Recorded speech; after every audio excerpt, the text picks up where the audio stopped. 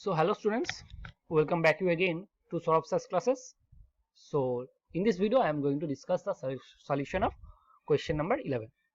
Question number 11 says that suppose A, B, C are in AP and A square, B square, C square are in GP. If A is strictly less than B is strictly less than C and A plus B plus C is equal to 3 by 2, then the value of A. Okay. So students, it is known to us that ABC are in AP. So ABC are in AP, it does mean that 2B is equal to A plus C. We know it, right? It is also known to us that B square, A square, C square are in GP. Hence I can say that B to the power 4 is equal to A square, C square, right students? Now it is also given to us that A plus B plus C is equal to 3 by 2, right? So it is known to us that A plus B plus C is equal to 3 by 2, right students? So I am going to put the value of A plus C is equal to 2B. So 2B plus B is equal to 3 by 2, right students? So from this I can say 3B is equal to 3 by 2, right?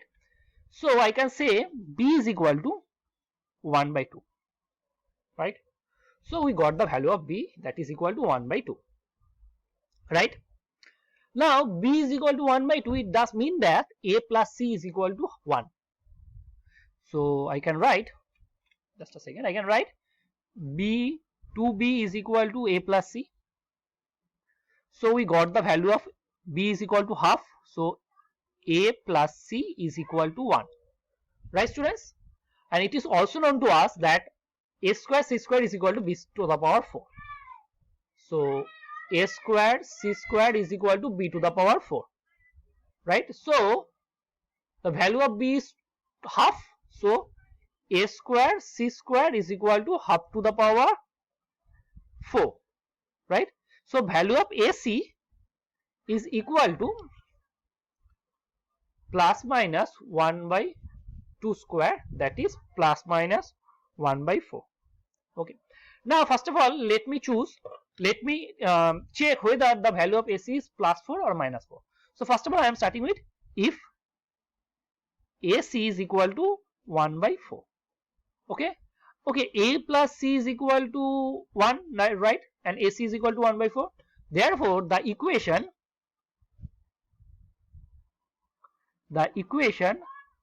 whose roots are A comma C is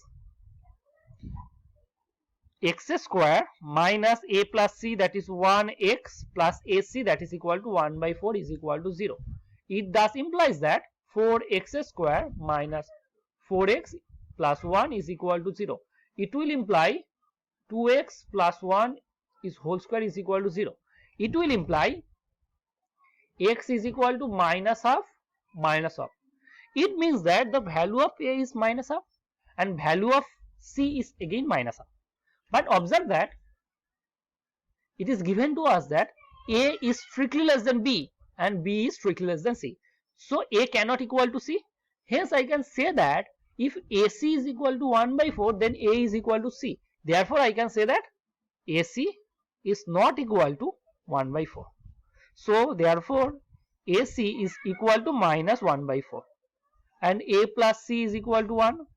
Therefore the equation whose roots are AC is y square minus A plus cy, that is y plus 1 by 4 is equal to 0. So it will imply 4y square minus 4y plus 1 is equal to 0. Then the values of y are minus of minus 4, that will be plus 4, plus minus root over b square, so 16 minus 4ac, so that will be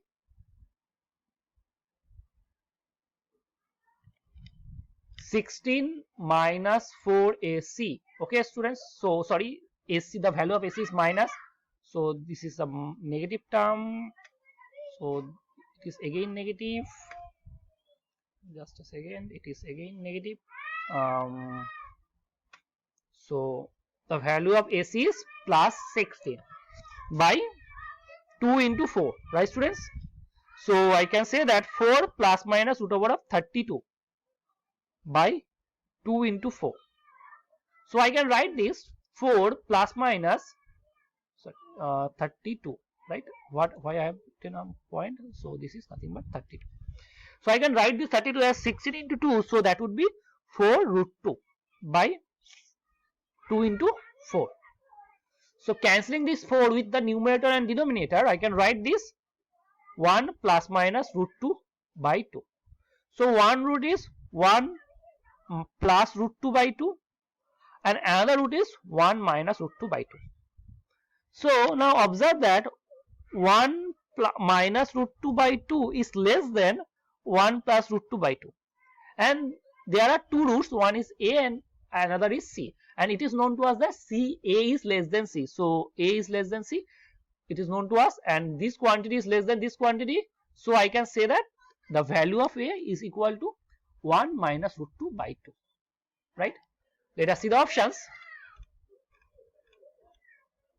Okay, there is a more compact form. So I can write this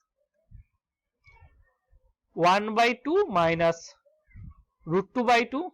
So I can write this is equal to 1 by 2 minus 1 by root 2.